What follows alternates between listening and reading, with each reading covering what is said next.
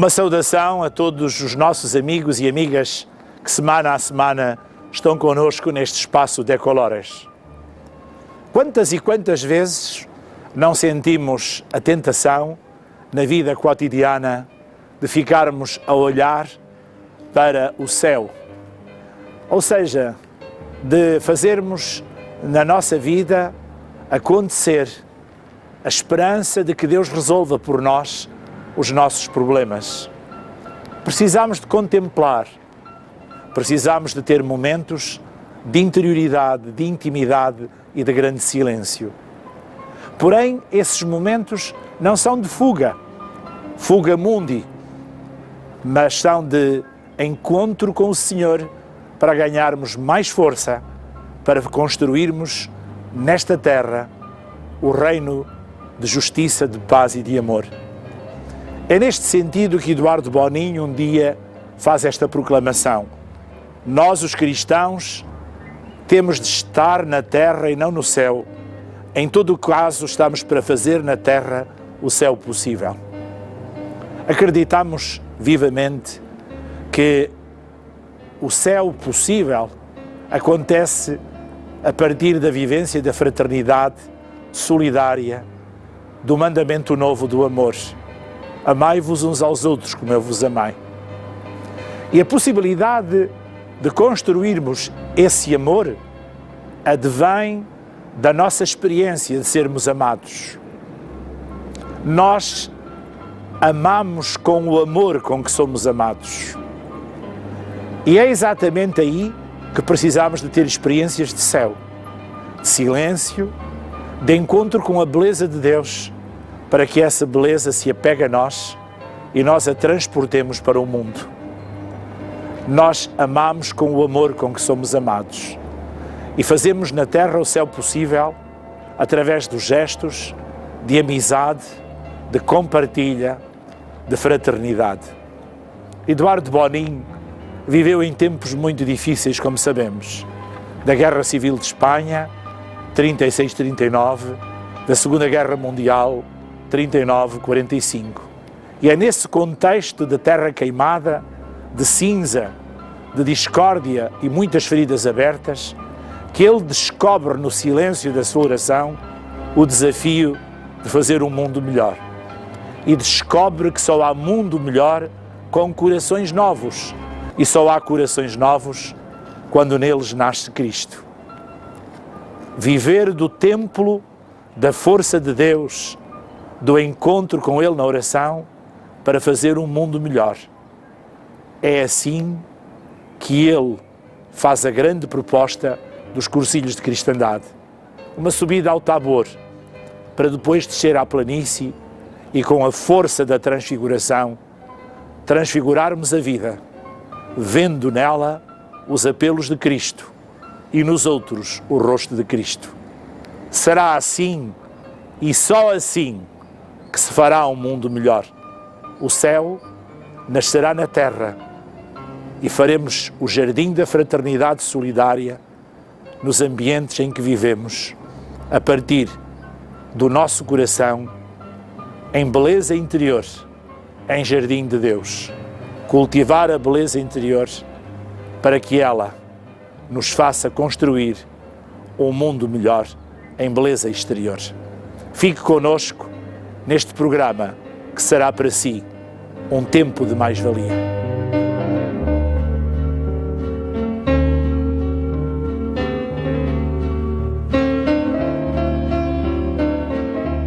Mais uma vez aqui nos juntamos para falarmos um pouco sobre o movimento dos cursilhos de cristandade. Hoje nós vamos iniciar este tempo com a leitura do Testamento Espiritual do Eduardo Bonin.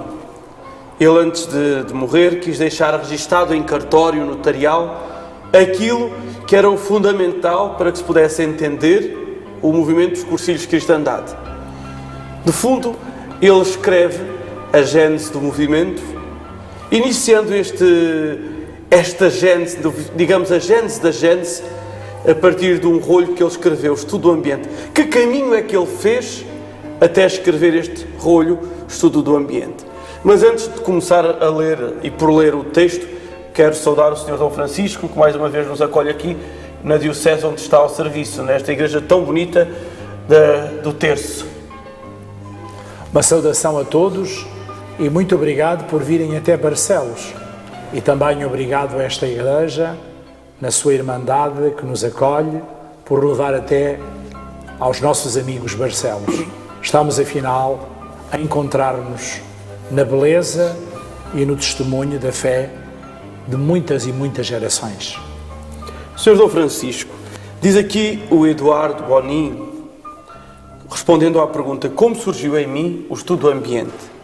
Diz ele assim: a ideia primogénita e germinal dos cursilhos nasceu do choque que produziu em mim ao confrontar na minha pessoa a educação que tinha recebido do ambiente que sempre respirei no seio familiar, com o que se vivia no quartel, quando me incorporei com 18 anos no serviço militar que durou 9 anos e onde fui soldado de segunda e não de serviços auxiliares, mas sim como todos os outros. A maior parte, diz ele, tinha um conceito errado e temeroso da religião. Para eles a religião era uma espécie de proibições que lhes dificultavam a sua vida e lhes impedia de pôr em prática o desejo de liberdade que poderiam desfrutar, especialmente quando viviam longe do seio familiar. O quartel estava situado junto, quase unido, com o coração do bairro chinês da nossa cidade de Palma. E eram frequentes as visitas coletivas aos bordéis. Pela noite, no regresso ao quartel, eram, em limite, interessantes as suas conversas.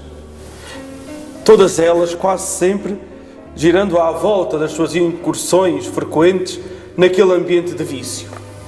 E aqui eu li isto tudo para chegarmos a este ponto. O Eduardo diz assim: nunca gostei muito de colocar questões importantes diante de um grupo de pessoas. Pareceu-me sempre muito melhor falar do cá, do lá, de pessoa, para assim poder iniciar um diálogo construtivo, onde a possibilidade de chegar a entendimento e melhor conseguir até uma nova amizade. Tentava sempre, e algumas vezes conseguia, questionar à parte o que liderava a pandilha. E quase sempre o fazia da mesma maneira, perguntando-lhe: divertiste-te? A resposta era sempre a mesma: sim, mas eu insistia. Muito, muito? Ele respondia: nem te digo. E ao chegar ao nível íntimo, pessoal e confidencial, dizia: não posso deixar de pensar na minha namorada e no desgosto que daria à minha mãe se ela soubesse destas minhas andanças. Além do mais, para ser sincero, tenho que te dizer, depois de uma aventura desta classe, no meu interior não há paz. Antes de avançarmos um bocadinho na leitura, Sr. Dom Francisco, nós deparamos-nos aqui, no fundo, com uma proposta do Eduardo, a partir do tocato lá, levar aqueles homens a fazerem o filme da sua vida, a encontrarem-se consigo mesmo. É este o primeiro passo, digamos assim, o primeiro momento da vida de um cursilho de cristandade, ou da experiência de um cursilho de cristandade. Sem dúvida. Mas é impressionante nós entendermos a profundidade do cursilho. É muito fácil nós todos percebermos que num ato de caminhada em estrada de conversão, de metanoia, de mudança, seja preciso acontecer o encontro comigo mesmo. Este elemento faz parte de todas as espiritualidades do cristianismo e mesmo, poderíamos dizer, de experiências e vivências espirituais além cristianismo. É fundamental para a higiene ética e moral do ser humano fazermos um exame de consciência, pormos-nos fora de nós, a olhar para nós, a julgarmos a nós próprios. faz parte de todos os caminhos de espiritualidade, de todas as sabedorias, mesmo orientais, o silêncio, a concentração. Sabemos como é até terapêutico este caminho para muitas circunstâncias de vida que carecem de encontro consigo próprias, essas vidas, e de silêncio. Mas o cursilho de cristandade, partindo de Agostinho de Hipona, o grande convertido, sabemos que é alguém com muita experiência de resistir a Deus e de se deixar também um dia encontrar por Deus, faz neste momento esta oração agostiniana: que eu te encontre, que eu me encontre. Todos nós diríamos: que eu me encontre, que eu te encontre. Eu preciso de me encontrar a mim para te encontrar a ti. Mas Agostinho reza: que eu te encontre, que eu me encontre. Porque o encontro conosco pode acontecer na solidão, numa ausência e ao mesmo tempo com nostalgia do que devíamos ter sido e não fomos, e num sofrimento muito grande porque nos tornamos em algo que nos parece indigno e impróprio de nós mesmos. Agostinho rezava: que eu te encontre e à tua luz eu me verei amado. O encontro comigo não será na solidão. O encontro comigo não será no sofrimento, pela descoberta do meu falhanço, mas à luz do teu amor será um encontro no amor. Dito de outra maneira: que eu te encontre, que eu me encontre, porque em ti eu descobrirei o que devo ser, como devo ser. Tu és o modelo de homem, o protótipo para que eu seja homem. E ao olhar para ti, eu descubro o homem que devo ser, o homem que não fui, o homem que não sou e também o homem que quero ser. Este encontro é aquele que se propõe na primeira meditação de um cursilho de cristandade. Que eu te encontre, que eu me encontre. Então fazemos o filme da vida. Mas não é um filme da vida visto na solidão, na amargura, no sofrimento de quem descobre cenas que revelam falhanços. Mas é um filme visto a dois, por mim e por Cristo. Que eu te encontre, que eu me encontre. Eu descubro o que devo ser como ser humano ao olhar para a tua humanidade. Ao ver-te, eu descubro a minha fraqueza na tua consolação e no teu amor. É muito interessante esta proposta. E é nova. Não é, portanto, apenas o silêncio, o encontro consigo, o exame de consciência, a capacidade de recuar, fazer, portanto, regressões para descobrir-se na sua infância. São coisas diferentes. É encontrar-me com Ele para me pôr à sua luz e ver o que eu não fui, e ver o que eu sou, e perceber e descobrir o fascínio do que quero ser. Com esperança, com uma companhia silenciosa de amor. É um filme visto a dois com alguém que me ama e ao mesmo tempo que se torna referência para mim. É a diferença, para quem conhece profundamente os cursilhos de cristandade, do filme da vida da primeira meditação, para uma pessoa que anuncia os cursilhos sem os conhecer. Não é apenas que eu me encontre, que eu te encontre. É também que eu te encontre, que eu me encontre. Talvez as duas formulações se completem, mas a primeira sem a segunda é muito pobre. Que eu te encontre, que eu me encontre, enriquece muito. Que eu me encontre, que eu te encontre. No fundo foi essa experiência que o próprio Eduardo fez e propôs. A verdade é que se nós continuarmos a leitura deste aspecto... repara que a tristeza vinha quando se lembrava da namorada e da mãe. Porque ali estava o amor verdadeiro. Claro. E o que ele tinha vivido no prostíbulo era de facto um amor desfigurado, comprado. Um amor que é, digamos, a caricatura do amor. E como tal, ao ver a beleza do amor da mãe e da namorada, ele como que se sentia perante um espelho e tinha que dizer a si mesmo, porco. Portanto, é o mesmo encontro que se faz no cursilho.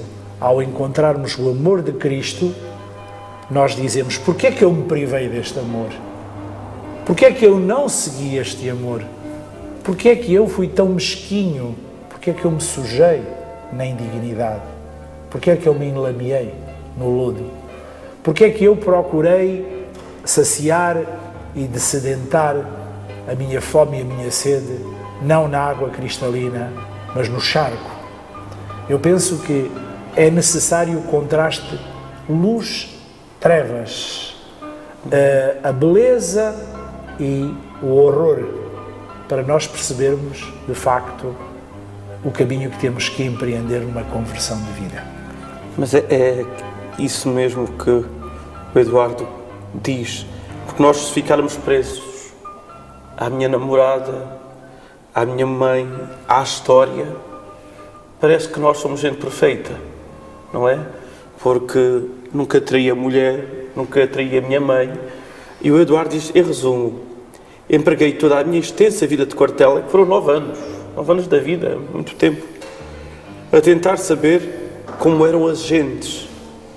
E cheguei à conclusão que, no fundo, mas muito no fundo, todas as pessoas são iguais.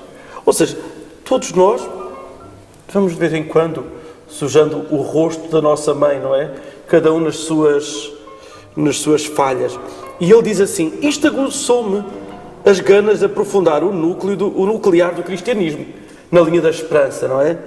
E as minhas quase viscerais ganas de ler sempre centraram-se nos livros cujos autores, naquele tempo, estavam na crista da onda do ser cristão. Hugo Rahner, Karl Rahner, os esposos Jacques e Raissa Maritain, Carl Rogers, Maslow, etc.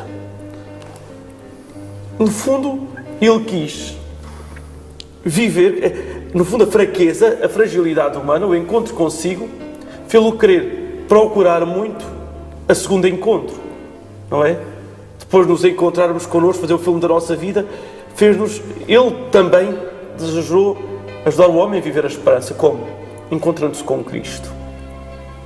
Segundo encontro com Cristo.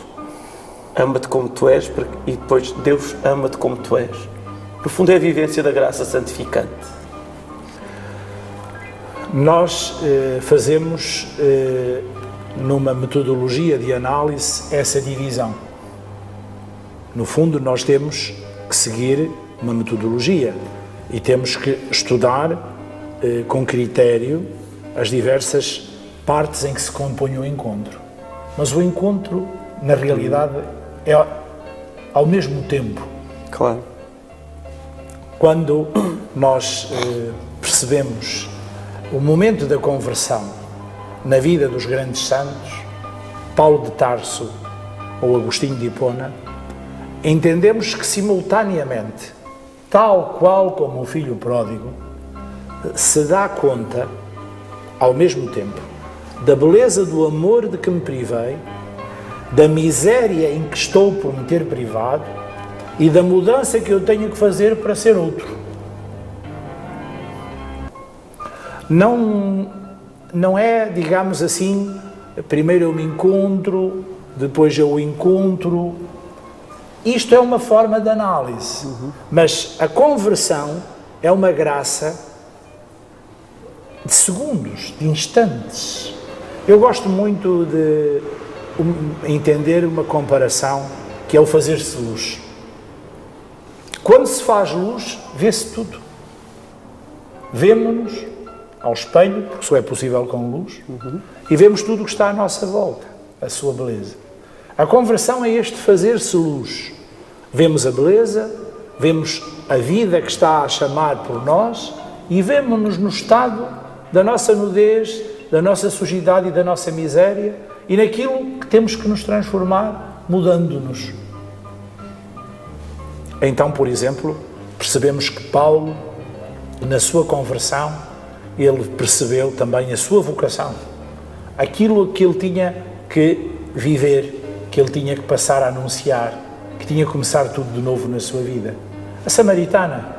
Claro que há momentos, o encontro com o Senhor, o deixar a bilha, o ir a correr a chamar os outros do seu acampamento, os samaritanos, testemunhar aos outros a alegria do encontro, mas no fundo isto já estava tudo no momento da conversão, que depois se desenrola por etapas e fases. A conversão é uma experiência de Deus, decisiva e essencial, na vida de qualquer crente. Eu tenho muita dificuldade em compreender a consistência de uma fé apenas sociológica, baseada na tradição, que não tenha uma autêntica experiência de Deus a envolvê-la. Também tenho dificuldades em entender uma fé intelectual, sem experiência de oração e experiência de Deus. Claro que pode acontecer esta experiência de Deus a partir da descoberta intelectual, pode acontecer esta experiência de Deus a partir de uma tradição, de uma fé sociológica, de um costume, mas tem que haver sempre, de um modo ou de outro, para a fé ser consistente, a experiência de Deus. O Eduardo Bonin leu muito Karl Rahner, o homem que diz que no mundo que vem aí, dizia ele no seu tempo, referindo-se ao século XXI, seremos contemplativos ou não seremos? Seremos pessoas de oração, pessoas de Deus, ou seremos um vazio? Seremos cristãos sem alegria? Seremos sobreviventes de uma tragédia, mas marcados pela tragédia, que é a morte de Deus, numa sociedade que o ignora, e essa atitude de alheamento e indiferença é a pior morte de Deus. Como tal, para sermos cristãos felizes, cristãos com pujança de alegria e plenitude de realização, nós temos que ser homens de oração e mulheres de oração. Eduardo Bonin compreendeu com muita clareza esta realidade que é consentânea, que acontece ao mesmo tempo, a descoberta de Deus, a entrega da vida a Deus e o anúncio e o testemunho de Deus na alegria. Também gostava muito de testemunhar que, efetivamente, Eduardo Bonin era um homem de muita leitura. Por onde ele ia, levava livros, e todos os momentos livres ele lia. Sei que tinha uma grande biblioteca, que existe em Palma de Maiorca, de boa teologia, salientando, sobretudo, eclesiologia. E a questão de descobrir o rosto de Cristo é, efetivamente, uma realidade muito premente na vida dele. E, como tal, ele queria descobrir as maiores experiências de Deus que os teólogos exprimem nos seus textos para oferecer a esses homens que na solidão se encontravam com o seu vazio. Ele estudava não por curiosidade intelectual, mas para melhor responder às necessidades das pessoas com quem ele construía a amizade. O estudo de Eduardo Bonin era um estudo apostólico, um estudo missionário. Ele queria encontrar a melhor expressão para ajudar as pessoas a ver a melhor beleza do rosto de Deus. Um texto que o ajudou muito a pensar nisso, não é? Esta frase que também nós ouvimos muitas vezes nos cursos. Nós estudamos não para ser sábios, mas para ser santos. Encontro ele no documento que o Papa Pio XII escreveu, quando diz: deste duplo aspecto do seu povo, é dever do pároco formar uma rápida e ágil mirada Um quadro claro e minuciosamente detalhado, diríamos, topograficamente, rua por rua, o mesmo é dizer, por um lado, da população fiel, e assinaladamente dos seus membros mais eleitos, dos quais poderiam sair os elementos para promover a ação católica, e, por outro lado, os grupos que se afastaram da prática de vida cristã. Também estas, e esta é uma preocupação do Eduardo, não é? Também estas são ovelhas pertencentes à paróquia, ovelhas tresmalhadas. E também estas, e ainda delas em particular, sois guardiões responsáveis, filhos muito amados. E como bons pastores, não deveis poupar trabalho nem esforço para procurá-las, para ganhá-las de novo, nem descansar, antes que todas encontrem asilo, vida e alegria no retorno ao redil de Jesus Cristo. É interessante, o próprio Eduardo viu nesta frase, neste texto também, uma necessidade de que os cristãos, encontrados consigo, encontrados com Deus, se encontrassem com os irmãos e em verdadeiro espírito de fraternidade. É uma carta pastoral do Papa Pio XII à sua diocese de Roma, quando, olhando para a cidade de Roma, a sentiu muito descristianizada. Um apelo a que os parcos subissem aos campanários das suas igrejas, às torres campanárias, e vissem a paróquia, e olhassem para as ruas, para as casas, para os apartamentos, e verificassem quantos e quantos não vinham, de facto, celebrar a fé e viver a riqueza e a beleza dos sacramentos. Não eram comunidade cristã. Esta carta de Pio XII está na base do estudo do ambiente do rolho que Eduardo redigiu e cujo original está ainda manuscrito em Palma de Maiorca. Eu já tive a felicidade de o ver. Eduardo Bonin compreendeu que era necessário fazer isto no mundo de todos os ambientes, nas circunstâncias cotidianas de todos os cristãos, que eles percebessem o mundo real, a fome e a sede de Deus no mundo real. E depois aquela frase que ele tem, o estudo é a pontaria da ação. Ou seja, eu estudo para mirar bem e atingir com a minha ação o alvo concreto que é a pessoa. Eu estudo para responder melhor à pessoa. Eu estudo para que a minha ação seja efetiva e opere os frutos desejados, que é o encontro do outro com Cristo. Eduardo Bonin escreve o estudo do ambiente na descoberta dessa carta pastoral desafiante à Diocese de Roma de Pio XII. É muito curioso pensar nisto, porque Pio XII, no fundo, chamava a atenção aos pastores da sua Diocese para os cristãos afastados. Por onde é que eles andam? E que preocupação vós tendes com eles? E Bonin alargou a todos os cristãos e a todos os batizados essa preocupação que deviam ter os parcos de Roma. E não apenas aos cristãos de Roma, mas aos amigos, aos ambientes naturais de cada cristão. E por isso este movimento tem essa grande dimensão ambiental de ajudar a pessoa a encontrar Cristo, a encontrar-se em Cristo e a fazer a grande mudança da sua vida, a experiência da conversão e a libertação de tudo aquilo que é o homem velho, esse vazio interior, essa solidão, essa crise existencial de uma vida sem sentido, e a deixar-se abraçar por Cristo para ser outro, um homem novo, uma mulher nova. E isto acontece na beleza do encontro com Cristo. Acontece como quando se acende a luz, vê-se tudo de uma maneira diferente. A conversão é esse acender-se a luz na vida de alguém. E claro que essa luz é Cristo. Como tal, fica este desafio para todos nós, porque passamos a um outro aspecto. Claro que isto exige a perseverança, o amadurecimento, a formação permanente. Não é alguma coisa que se compra feito e que fica feito para toda a vida e que dá juros. é alguma coisa que um dia acontece como graça em nós e como toda a luz tem que ser mantida, nutrida e tem que ser alimentada. E como tal, para nós todos, estamos em conversão, em permanente conversão.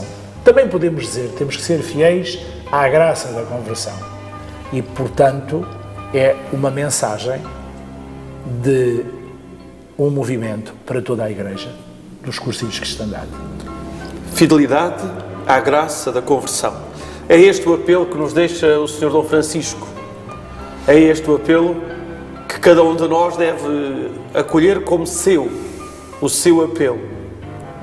Senhor, que eu seja fiel, que eu em cada dia, Senhor, me esforce e, acima de tudo, acolha o teu chamamento a viver a conversão interior, a conversão exterior, a conversão ao mundo, a conversão a ti, Senhor, na conversão a mim mesmo. Obrigado, Sr. Dom Francisco, por este tão belo ensinamento, que de facto nós sejamos cada um muito fiéis ao espírito da conversão, porque essa é no fundo a vocação de cada dia, não é? É a nossa missão de cada dia. Imploro, a partir do Sr. Dom Francisco, a bênção para todos aqueles que estão connosco neste dia, nos veem, nos ouvem por meio do sistema Canção Nova de Comunicação. Obrigado por terem estado connosco. Abençoe-nos o Deus Todo-Poderoso, que é Pai, Filho e Espírito Santo. Uma boa semana para todos. Decolores.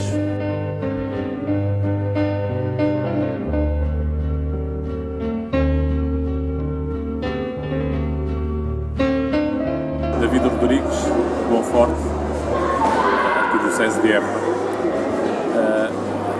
Quarto dia na minha vida. Foi importantíssimo, partindo de um princípio que, antes de fazer esta vivência do curso de cristandade, a minha vida era uma vida normal de um jovem de 27 anos, uma vida em que os ideais eram ideais diferentes, eram ideais de desporto, eram ideais de caça, e de facto quando fiz esta descoberta que o verdadeiro ideal que eu necessitava para a minha vida, que era Cristo, e eu descobri com esta amizade que Ele tem por nós, de facto a minha vida mudou. Comecei a ser o melhor marido, o melhor pai, a compreender muito mais as outras pessoas, a ter muito mais paciência com elas, a amá-las muito mais, a conseguir ajudá-las muito mais, e de facto é esta alegria, esta vivência que nos dá esta alegria de viver desta maneira.